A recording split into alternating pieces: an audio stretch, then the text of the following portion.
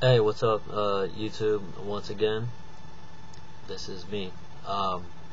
This is just a fast reply to worldwide videos 123. And once again, as I've explained earlier before, Muslims have this amazing ability to cut and paste from their own biased Islamic websites, and they really need to read the context from which they're cutting and pasting from, and to do the homework themselves, because this is known as plagiarism within academia. But you're supposed to put who was the father of Joseph. Matthew 1:16, the father of Joseph was Jacob.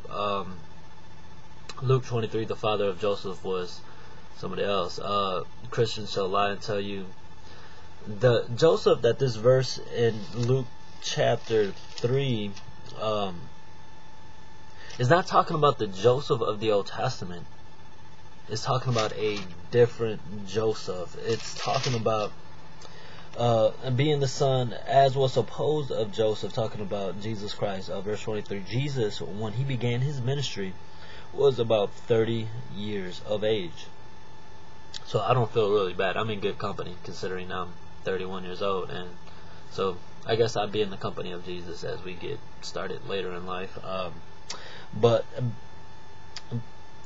Jesus, when he began his ministry, was about 30 years of age, being the son, as was supposed, of Joseph, the son of Heli, the son of Mattite, the son of Levi, the son of such and such, goes through this genealogy. But that's talking about a different Joseph. But let me just look at your Matthew 1:16. Okay, Matthew 1 verse 16, and let's just see what it says. Okay. And Jacob, the father of Joseph, the husband of Mary, of whom Jesus was born, who was called Christ. And you try to say that the father, this father, okay. And it says, Christians shall try to lie and tell you that is the heritage of Mary and the other Joseph. Well, what this is really talking about, Matthew organizes the genealogy into 3 groups of 14 to show that God has a purpose of history, the early history leading to David, and the monarchy leading into the exile into Babylon,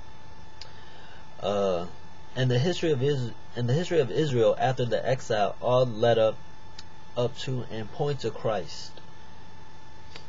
So this genealogy is a different perspective. So when Muslims try to say this is a contradiction, please explain what you mean by contradiction. Do you understand what contradiction actually means? And these so-called issues Muslims bring up as possibly problematic are not really problematic at all. If they take 2 seconds, 2 seconds to open up the Bible, to flip it open, the answer is very apparent. So even though, since he's already has a presupposition to already reject the scripture, he's going to be like, well, no, you can't say that. Why not?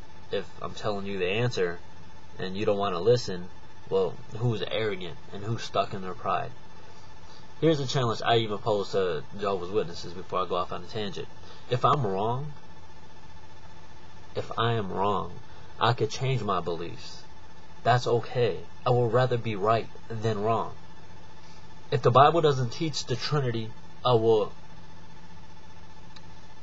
reject the Trinity. If the Bible doesn't teach the deity of Christ, I will reject the deity of Christ. I could say that and be okay with it. Why? Because I have peace from God. But the question here for you Muslims, if Muhammad is not a prophet, will you be willing to abandon Muhammad? As I did, as my sister did, as many Muslims are. If Muhammad is not a prophet, he's found to be a false prophet, a deceiver, which I will surely show my videos between Muhammad and the Apostle Paul, which one was really deceived. If Muhammad is not a prophet, will you reject him? Will you reject the Quran? If you say no, ask yourself, why not?